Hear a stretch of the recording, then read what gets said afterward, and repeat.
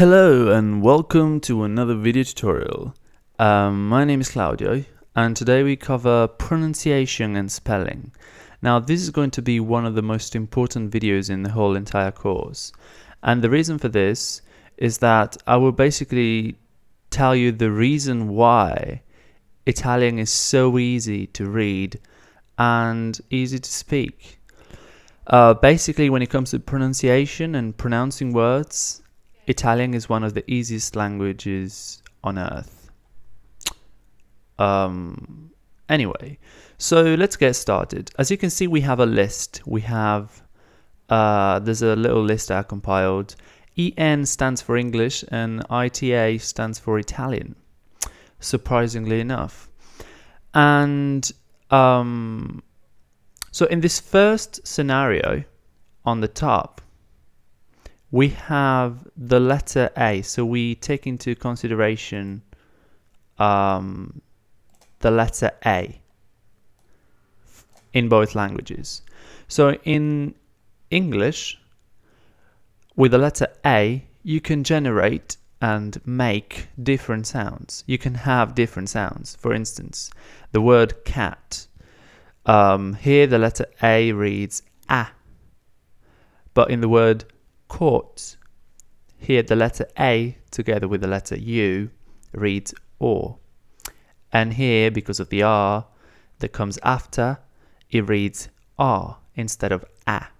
So basically with the letter A in English you can make many different sounds. So when you see the letter A in a word, you can't just read it, you have to keep into account the context. The context is very important. In Italian, with the letter A, you can only make one sound, the sound A. And we will have a look at the sounds, at the Italian sounds later on. The message that I'm trying to get across here is that in Italian, there is one-to-one correspondence between sounds and spelling. So basically you have rules, and if you follow the rules, you can pretty much read everything. And you don't need to know a word in advance in order for you to be able to pronounce. I could show you an Italian word that you've never seen before, and you would be able to pronounce if you know the rules. Let's have a look at a second case. In this case, we are gonna think about one sound, so not one letter, one sound. The sound S, like in see.